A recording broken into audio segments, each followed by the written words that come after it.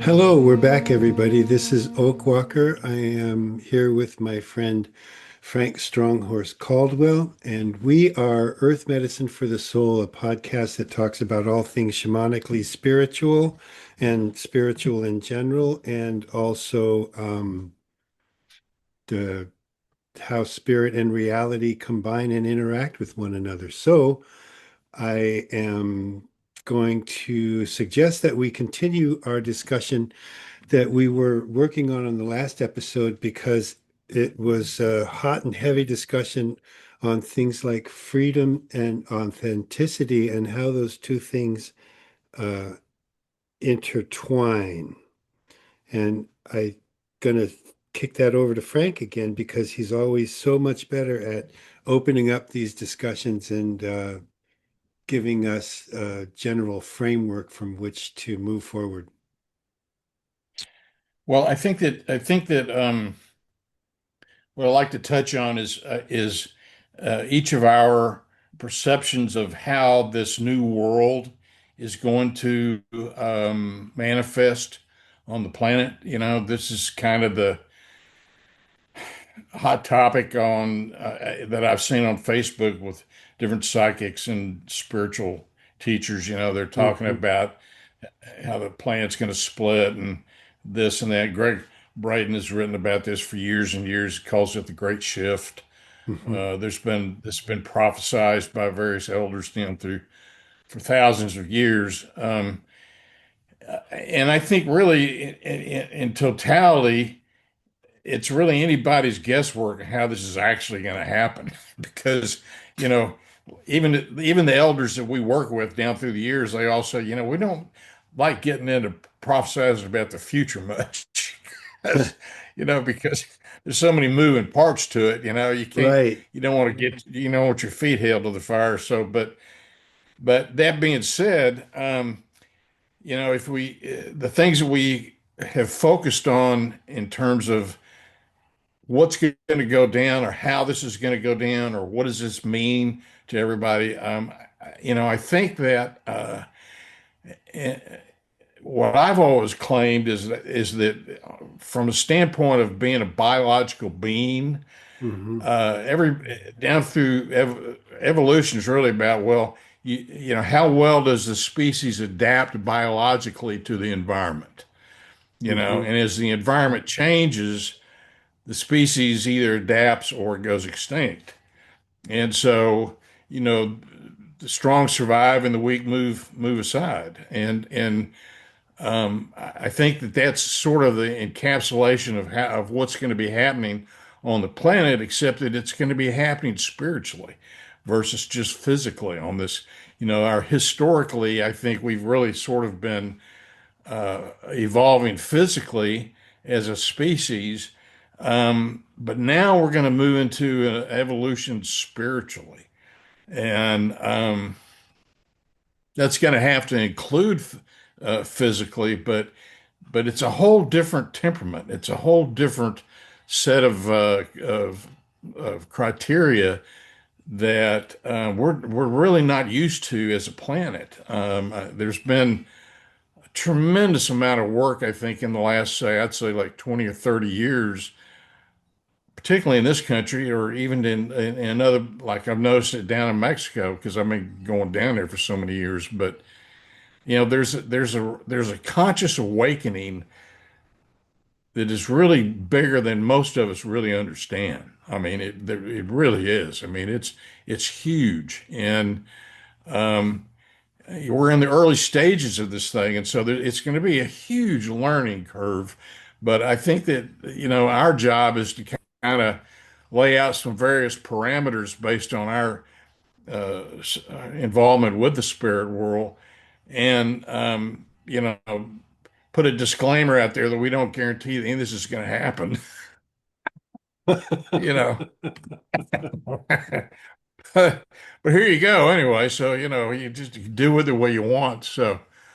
Yeah, I mean, I think that we're seeing I think we're on the cusp of this movement, of this shift of energies, and I think it's going to come in very slowly and very sweetly. I mean, I think I remember I told you that story about at Sundance where the grandmothers came in and we'd done this certain ceremony and nothing had really happened. Where before that usually some be a big response, and they came in and said, "You guys with your booms and your bangs and your explosions," you know, said maybe this is going to come in. Maybe the fifth world comes in like a summer wind, And I thought, Hmm. hmm.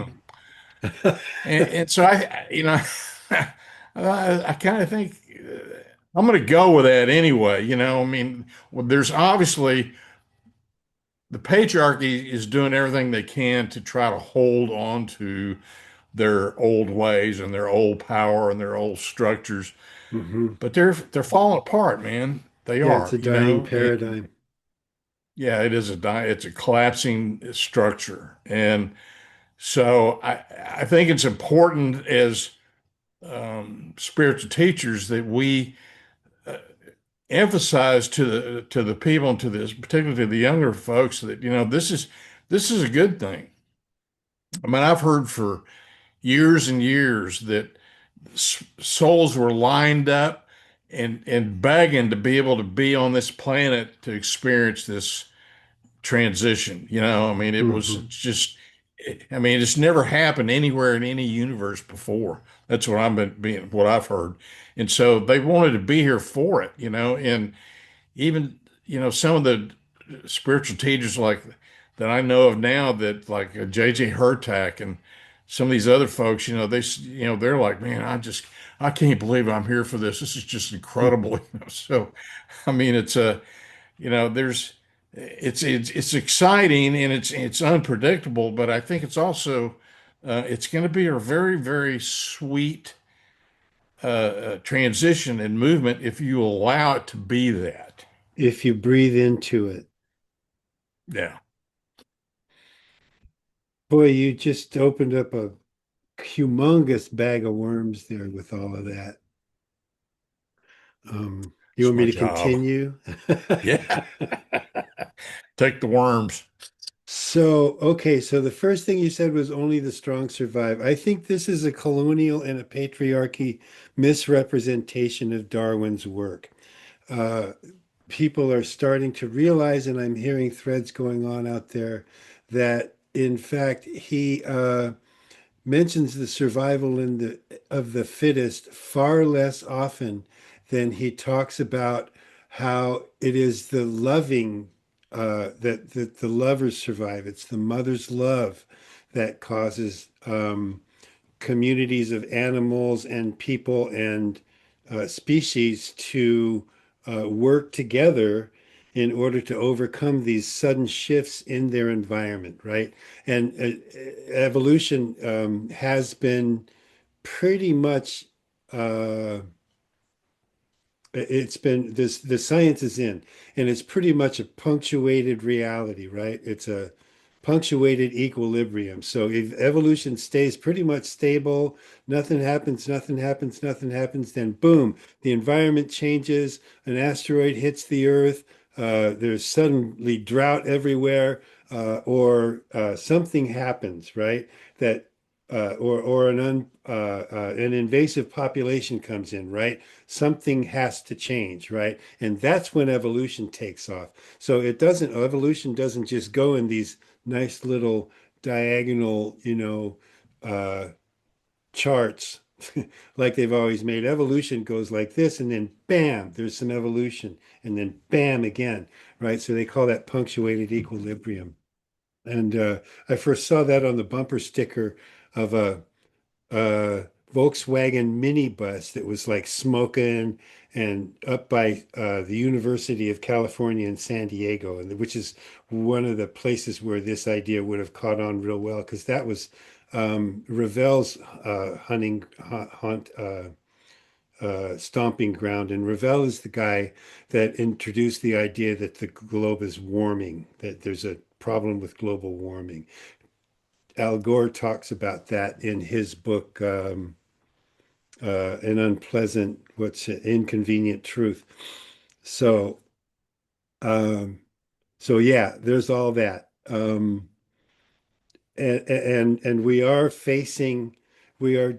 unquestionably facing the breakdown of a structure, sorry, pencil, the breakdown of a structure that is that has played itself out.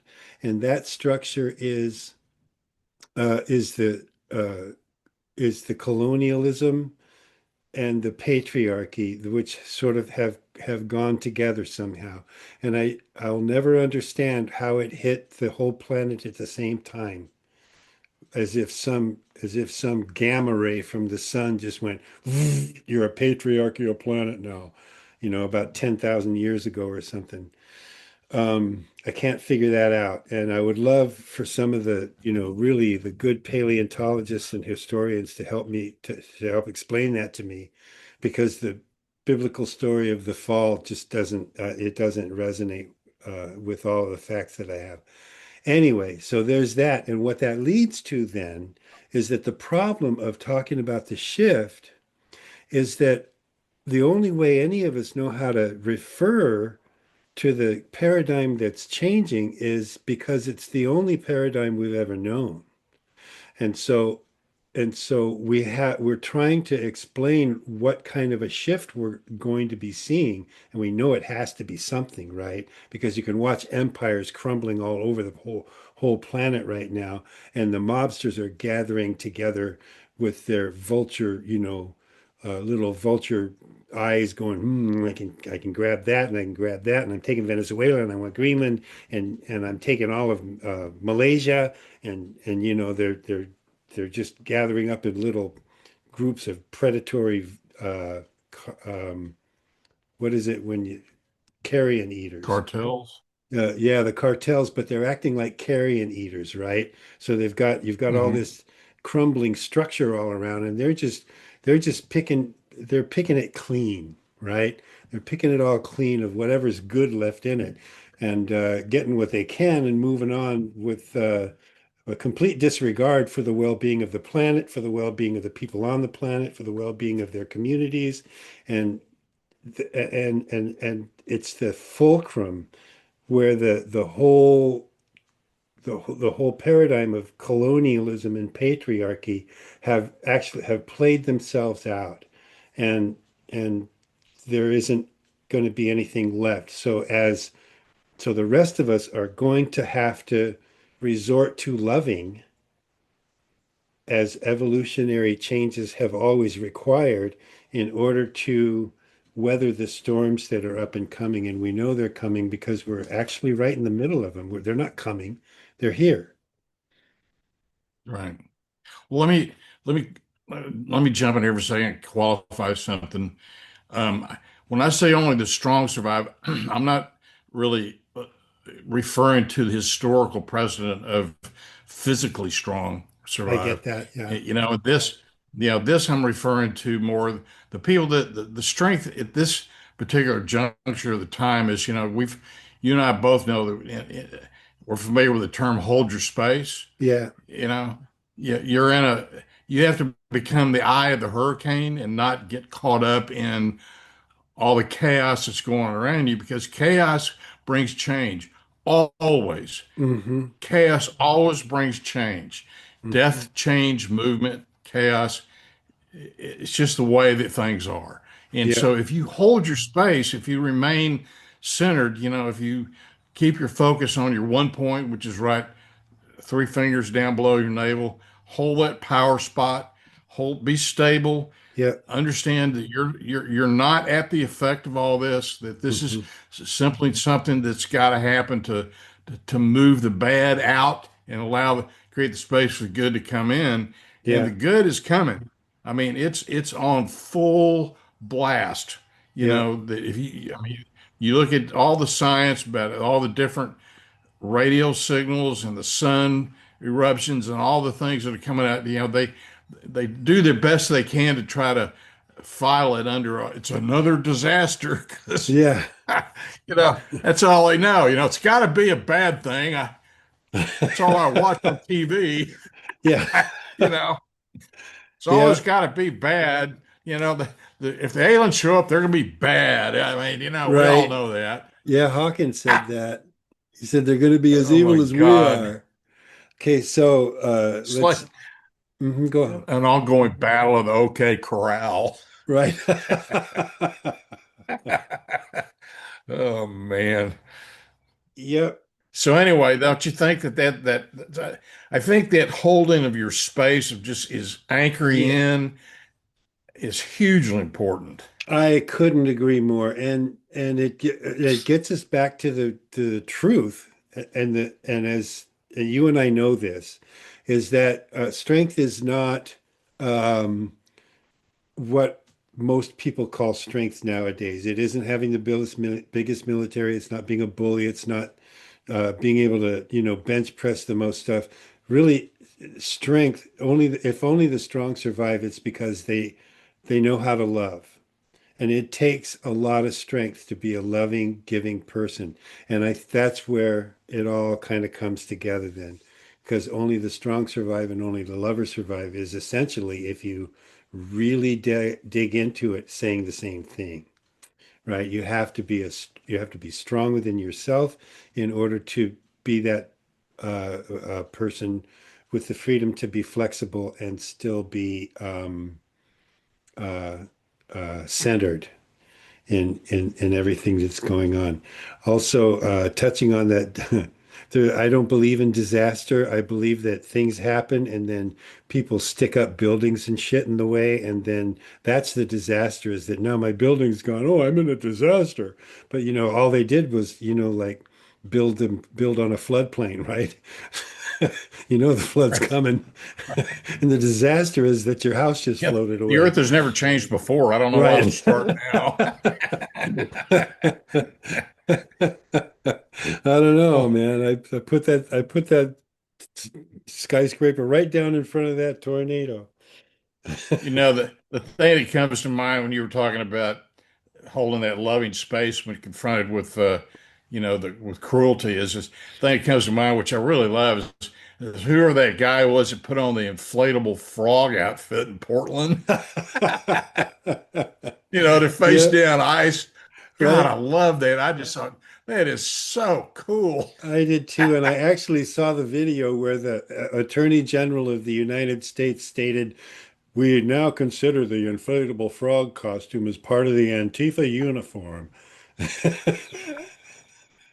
I'm like, I gotta have one Oh of my those. God.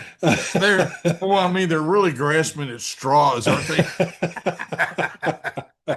Oh my God. Yeah. A woman in a Uh, car trying to get out of their way as a domestic terrorist. yeah, Oh, these poor people. I know. Anyway, I think so, when you come into authenticity and freedom and how this is going to be plugged into the new world,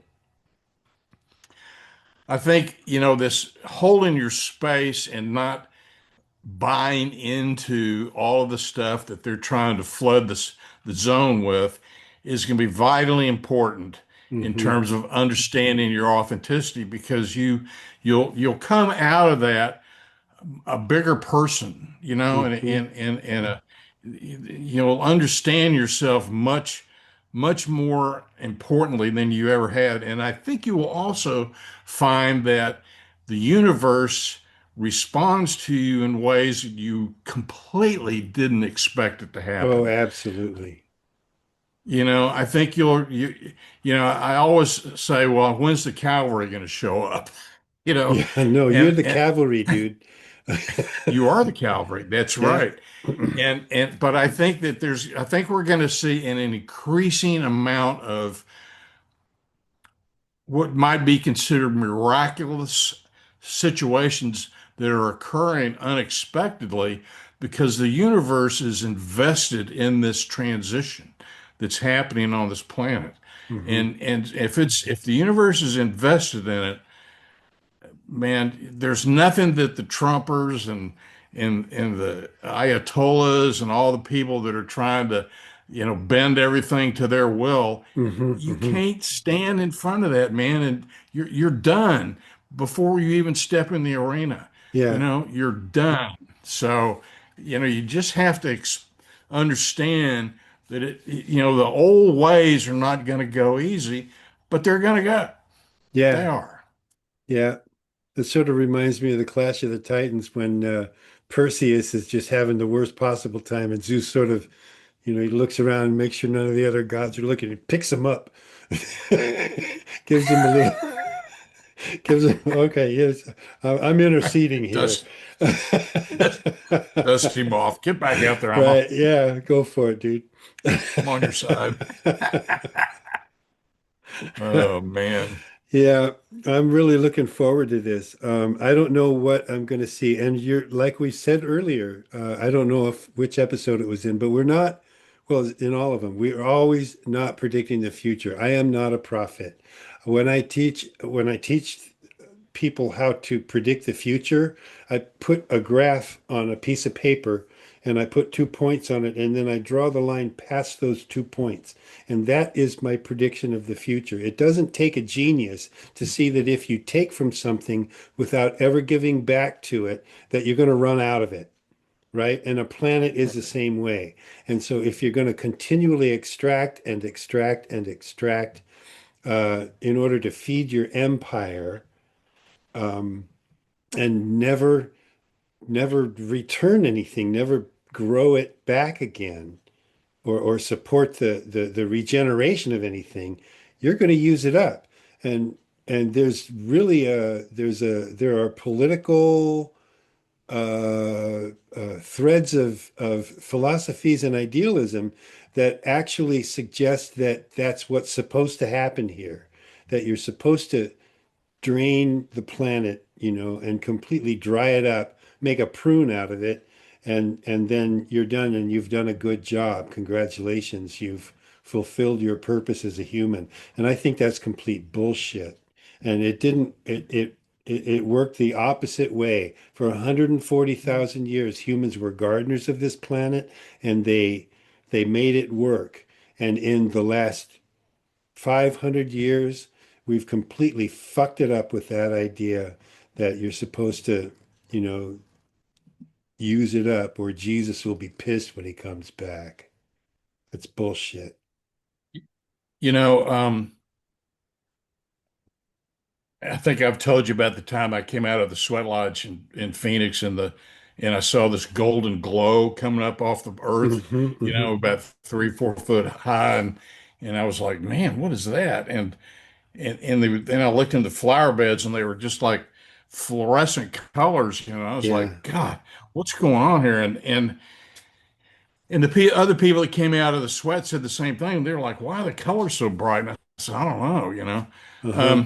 And then I was watching this thing one night on TV, and they were talking about various people, interviewing various people that had been uh, taken by aliens onto spaceships and stuff. And this one guy said he was taken on the ship, and they showed him the picture of the Earth, and it was gold colored. And they said, "This is what the future of your planet's going to look like."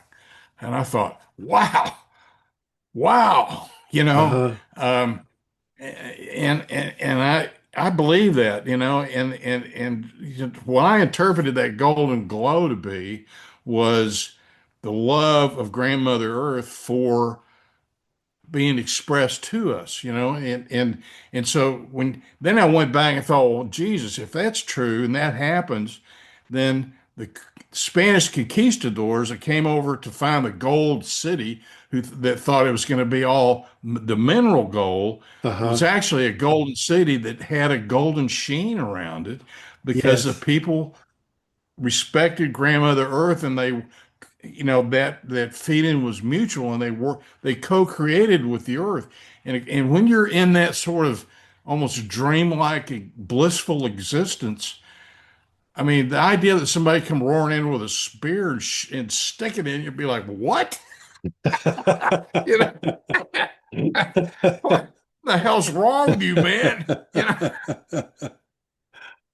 Yeah. the goal? It's all Yeah. around you. Yeah. It's You here, can't see it obviously, but it's right? you know And it's they're all like, everywhere. they're like, gold here, here, gold, you know? Right. What? Oh man. Let me see if I can cut that out of you. Well, Oh there my ain't nothing in God. here. So, I think that what's really to kind of circle back is I think what's really important for everybody right now is, and this is something that you and I've had to learn because, we've said this before. The elders have said, you're doing a great job. You're not doing anything, and really, it's just a time to anchor in, and just hold the Exactly. space, Yeah. and maintain your integrity, Be true to maintain yourself. your love, maintain your conviction, maintain your sense of self, and know that it's not all falling apart. It's just shifting. It's called the great shift. It's not called the great dump. So, Right. it's a movement, and your job is just to hold your center because at the end of the day, it's all about balance. Yeah. It's all about balance. And for balance to come back, it's got to have an equilibrium anchor that allows it to attach itself to you. And to me, that's the collective unconsciousness of the humans, And there's a growing, massive body of that that's growing day by day on the planet through various expressions and various means, various things. I mean, I think that's what's going on in Iran right now. I think that the collective consciousness just said enough. Yeah. Let Yeah. us get the chains off of us. We're Right. just not going to Exactly. take this anymore. Yeah. So it's I mean, it's huge, and there's going to be a lot of turmoil to bring it about. But man, what's coming is just phew, it's mind-boggling. Yeah. It is. It's a whole new thing. I don't even think so I'm just we're gonna have to close with this. I don't even think I'm gonna feel solid anymore. You know? Huh? I don't think I'm gonna feel solid anymore. I think I'm gonna be more ghosty like and more fluid and able to move in and out of different states of plasticity. That's just what that's because when I dream into it, I'm looking forward to that. I'm looking forward to people when they shake hands that their hands just blend in together and they know everything there is to know about one another and there are no secrets and it's all loving and it's all beautiful and we're not trying to take from each other all the time anymore. Well, that would be heaven on earth. It would, That wouldn't would be it? the actual manifestation. Because I mean, you listen to people who've died on the operating table when they come back. They all say the same thing. Wow, you can't believe what's on the other side. You know, it's all knowing and all loving and just, oh, I didn't want to come back. Neither did I, So but I think here I am, our right? job. Uh-oh. There's that instability again. Boy, it's a great shot, though. I'm going to hold on this one because that's an expression I don't think I've ever seen on your face. Can you hear me? Yeah, I can hear you. Oh, you You've froze. I can't believe it. When you see, I'm going to take a shot of that because you just froze for a second, and yeah. it was in the best part. You were like, oh, like that. You're gonna love this. I'm gonna clip that out for you. Make a little Yeah, send it to snapshot. me. Yeah. Maybe my next Christmas card. Yeah, and it doesn't look like we're getting any more stable. We've been here for 30 minutes, so how do you feel? You want to give us a I'm closing good. thought? Yeah. Well, I think that, more appropriate. It's just appropriate. Only the Great Spirit's perfect, man. Yeah. And so, allow yourself the room and the flexibility to make mistakes and learn from mistakes, and just hold your center and know that the Calvary's on the way, that things are turning. It's going to be incredible, and don't buy into the gloom and doom of all the patriarchal BS that they're trying to unload on you to keep you in Hmm. chaos because the uh, this is an exciting, explosive, amazing time to be on this planet. Yep. And it's possible and okay if you let the storm break around you. And Oh, that's the center that you hold. I love you all. I love you too, Frank. And I want to, let's see, in order to close, we always have to say these things. Thank you very much, everyone, for visiting with us. You can go look at us out on the web at earth-ems.org. We are Earth Medicine for the Soul, and we're signing off.